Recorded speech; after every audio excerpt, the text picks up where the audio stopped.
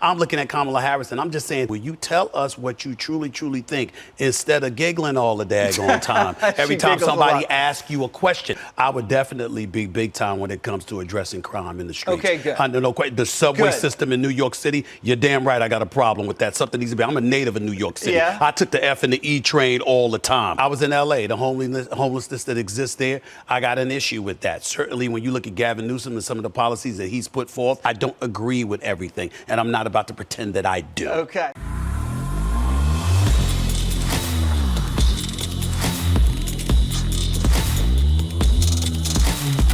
This video is brought to you by The Officer Tatum Store. The Officer Tatum Store. Get the merch link in the description section. Like and subscribe to the channel. Hit the bell so you get notifications anytime I go live and make a video. Make sure you still subscribe to this channel. Like this video. Comment on this video. Share this video. Let's get into this. I want to play a clip from Stephen A. Smith. He was on, I think, Jesse Waters, which, let me just say this, and I'm not trying to be funny, nothing, but Jesse Waters is probably my favorite on Fox. I think he's one of my favorites. Let me not say he is my favorite because I don't want nobody to get mad, but he's one of my favorites. I really enjoy the way he just come after people and he tell it like it is, and he's always quick and to the point, and he's very smart. I mean, that guy is on it, man. He's one of my favorites on the Fox News channel, but he was conducting an interview with Stephen A. Smith. And you guys don't know who Stephen A. Smith is. He's like a commentator in sports. He's heavily opinionated. The guy has so much passion for what he does. I just think he's off a lot. You know, when it comes to race relations, it's like I think he know better, but to stay congruent with the culture, Stephen A. Smith have to agree with things that are completely asinine. But I want to play this clip of that interview because I thought it was pretty shocking that Stephen A. Smith would agree with many conservative principles given the things he's said over the years. Wrote a clip. A lot of people have been talking badly about Kamala Harris. Yeah. Now, I don't know if you're with her or against her, but this is what your boy Bill Maher said about her possibly getting dumped by Joe. Listen. It's very hard to take the nomination away from the president, yeah, that's not going to happen. A sitting president. And what I could see is replacing the vice president because, yeah, she's just not very popular anywhere. And it didn't seem to work out. And I don't know, that's been done before on a ticket. I just think she's a bad politician. And I think she's a very bright person. She's bad. Do you think she's bad? I'm not going to go that far. I will say this to you. I think we got to remember the words that he said. He said she wasn't a great politician. He also acknowledged that she's very smart and he believes she's capable, but she's just not doing a great job as a politician. I, believe it or not, I think that she's a highly intelligent woman that unfortunately doesn't have an opportunity to showcase her intelligence. Really? She's got the second biggest job in the country. Well, she hasn't had the opportunity. Can I address that? Please. When you work for an administration and you've alluded to other people running the administration, and you have all of these people literally telling you, trying to tell you at the very least what to do, that's problematic. So you're saying it's Joe Biden's fault she's a bad vice president? No. Ultimately, it comes down to her. I can't absolve her from accountability. You asked for that seat. You're in that seat. I think she needs to do a better job. There's no question about it. Because a lot of times I'm looking at Kamala Harris and I'm just saying, you are a highly intelligent and accomplished woman. Will you tell us what you truly, truly think instead of giggling all the daggone time? Every time somebody asks you a question. And I want to hear, it's another clip that he plays where Jesse Waters is talking about the crime. And I think this is even more of a compelling case that he was at least keeping it real with Jesse about the crime that's going on around the country. Roll that clip. So you're in charge. We're going to make you president. What is the Stephen A. Smith platform to solve the crime and homelessness crisis? Well, first of all, I did not know you dropped this on me. I certainly didn't know we were going to be talking about this, but I'm game for it. Thank you so much for having me.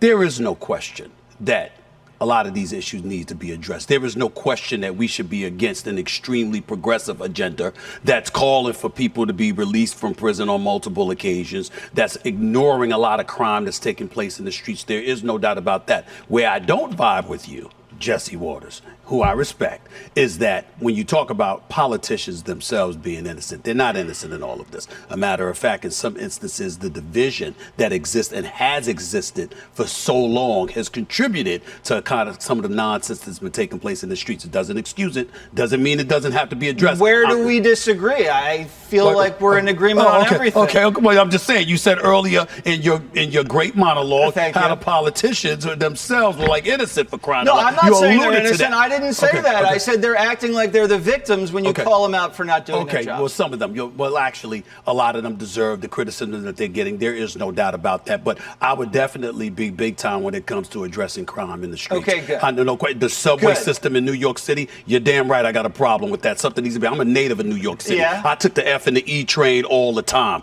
I wouldn't want my family traveling on the subway right now. Same with me, not anymore. Do you take the subway anymore? I feel like you don't. Well, I don't. You don't. I don't. But that's only because when you get popular and stuff like that, you try to avoid crowds. You're too popular to take the subway. I was in L.A. The homelessness that exists there, I got an issue with that. Certainly, when you look at Gavin Newsom and some of the policies that he's put forth, you're talking about a lot of different things that need to be addressed. I don't agree with everything, and I'm not about to pretend that I do. Okay. Thank you, Stephen A. You finally said something that I think that I agree with you on, and that's undeniable. Crime is out of control. These Democrats are foolish. I want to play a clip from Kamala Harris because, I think this lady is – I disagree with Stephen A. calling her intelligent. I don't think Kamala Harris is intelligent at all. I think she's one of the dumbest people in America in a position of leadership. I really do think she's dumb. I think that she got to the place that she's at because she did it nefariously. Let me just say, let me not say that. I'm trying to be a Christian. She slept her way to the top. Can I just explain it? Willie Brown, it's out there. Go look it up. Willie Brown admitted to having an affair with her. And this is things that some women do. They use their sex in order to get themselves in a better position. And I personally think, given what Willie Brown said and kind of her, lack of knowledge or whatever, it makes me feel like that she got herself to that point not through education, hard work, and deserving to be there, but because who you mess with, you can get some leverage and get a leg up. No pun intended. Let me get to Kamala's clip. Roll clip 2. Consciously and affirmatively respecting that we should not, there's nothing about this movement that in any way is trying to convert people, to change people in terms of what are their deeply held beliefs as it relates to their faith. If she say as it relates to one more time, I'm going to lose my mind and walk off the radio. This chick, the passage of time, as it relates to the passage of time, because when time passes, it passes in time, in passing time. That's what she sound like. Cackling Kamala. I mean, listen.